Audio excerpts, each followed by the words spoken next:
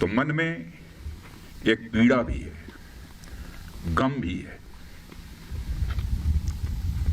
हाल में ही भारत और चीन के जवानों के बीच PP-14 पर जो कुछ भी हुआ,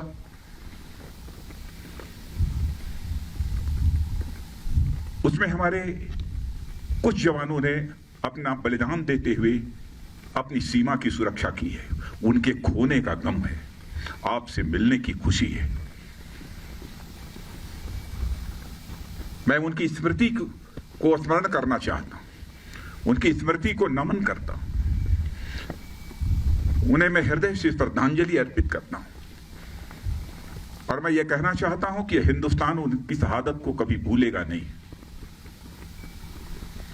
हमारे प्रधानमंत्री जी ने भी आकर दो टूक शब्दों ने कहा है कि उनकी वह शहादत, उनका वह बलिदान किसी भी सूरत में व्यर्थ नहीं जाएगा।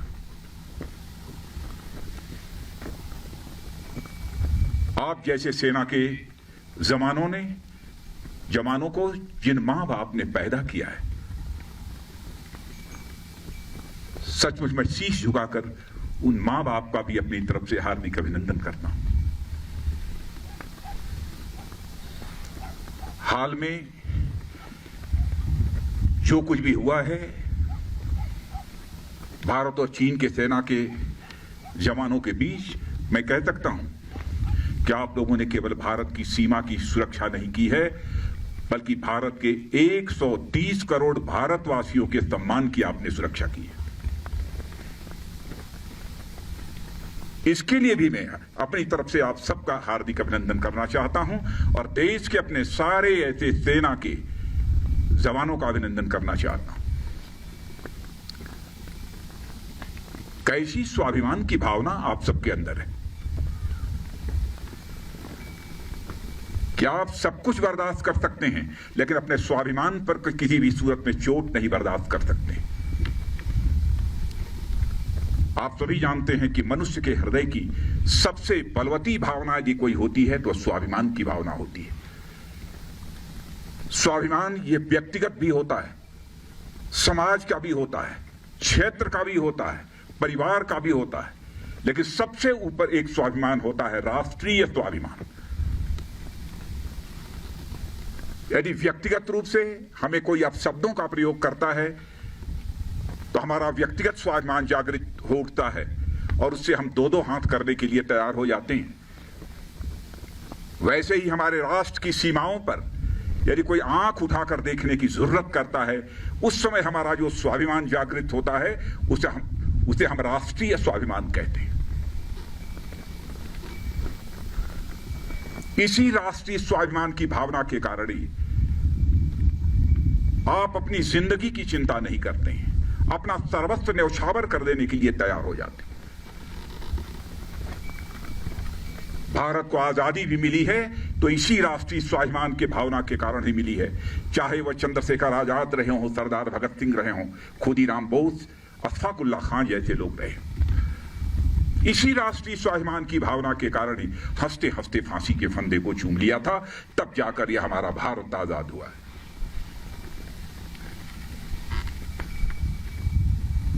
जितना भी आपके बारे में कहा जाए वह कम है।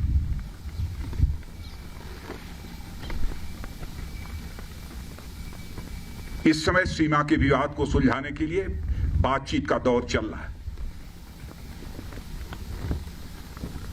जो कुछ अब तक की प्रगति हुई है बातचीत की, मामला हल होना चाहिए।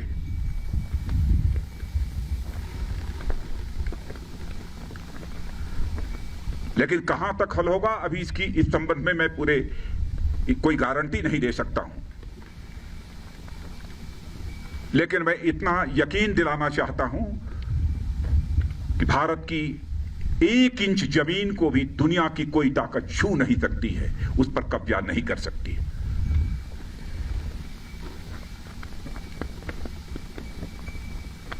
लेकिन बातचीत के द्वारा यदि समाधान निकलता है तो इससे अच्छी बात और कोई दूसरी नहीं हो सकती है। वह सिलसिला चल रहा है, मिलिट्री लेवल पर भी बातचीत चल रही है, डिप्लोमेटिक बातचीत भी चल रही है। भारत का जहां तक सवाल है, भारत दुनिया का इकलौता देश है जिसने सारे विश्व को शांति का संदेश दिया है। भारत दुनिया का इकलौता देश है जिसने कि दुनिया के किसी देश पर न तो कभी आक्रमण किया है और न दुनिया के किसी देश की 1 इंच जमीन पर कभी कब्जा किया है। भारत दुनिया का यह इकलौता देश है जिसने भारत की सीमा में रहने वाले लोगों को ही अपने परिवार का सदस्य नहीं माना है, बल्कि पूरे विश्व की धरा पर रहने वाले लोगों को अपने परिवार का सदस्य मानते हुए वसुधैव कुटुंबकम का संदेश सारे विश्व को किसी एक देश ने दिया है तो हमारे और आपके देश भारत ने दिया है। हम अशांति नहीं चाहते, हम शांति चाहते हैं। हमारा चरित्र रहा है कि हमने दुनिया के किसी भी देश के स्वाभिमान पर चोट पहुंचाने की कभी कोशिश नहीं की। लेकिन यह भी मैं कह देना चाहता हूं 2 टूक शब्दों में, यदि कोई दुनिया की ताकत हमारे स्वाभिमान पर चोट पहुंचाने की कोशिश करेगी तो उसे किसी भी सूरत में हम बर्दाश्त नहीं करेंगे, उसका हम मुंहतोड़ जवाब देने के लिए भी तैयार रहेंगे।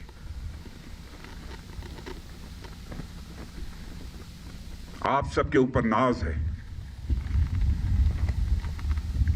और आप सबके बीच आकर सचमुच मैं स्वयं को बहुत ही गौरवान्वित महसूस कर रहा हूं। इसीलिए यह सब सारी बातें मैं बोल रहा हूं। आपके ऊपर भरोसा है।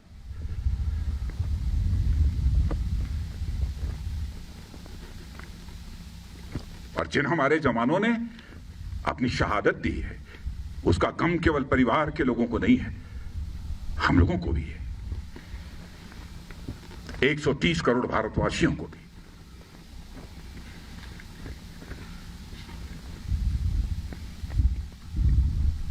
मैं आप सबको बहुत हमारी इच्छा थी कि आप सभी से हमारी भेंट हो। और मित्रों, भरोसा रखना, अब हमारा भारत ये कमजोर भारत नहीं है।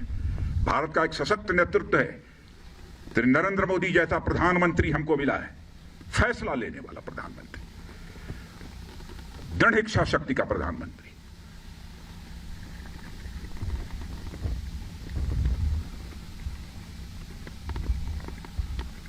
हमारे स्वाभिमान पर कोई चोट नहीं पहुंचा सकता। राष्ट्रीय स्वाभिमान यह हमारी पूंजी है।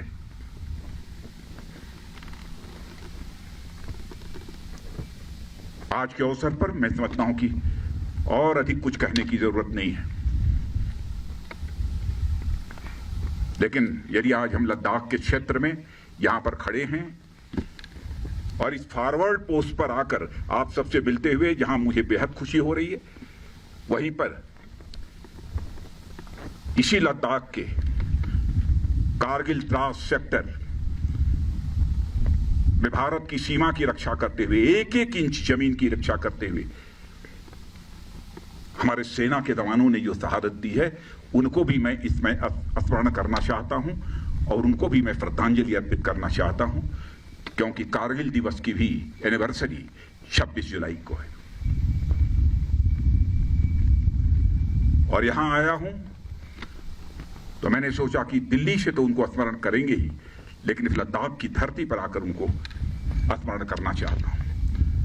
और उनकी शहादत सदैव हम सब के लिए एक सोर्स ऑफ इंस्पिरेशन, एक प्रेरणा के स्रोत के रूप में काम करती रहेगी। इन्हीं शब्दों के साथ पुनः आप सबको हार्दिक शुभकामनाएं देता हूं। आपको, आपका और साथ ही साथ आपके परिवार के सभी सदस्यों का भारत का रक्षा मंत्री होने के नाते शीश झुकाकर अभिनंदन करते हुए अपना निवेदन समाप्त करता हूं। भारत माता की जय! भारत माता की जय! गुड, एक बार बोलिए, भारत माता की जय! भारत माता की जय! भारत माता की जय! भारत माता की जय! बहुत बहुत धन्यवाद।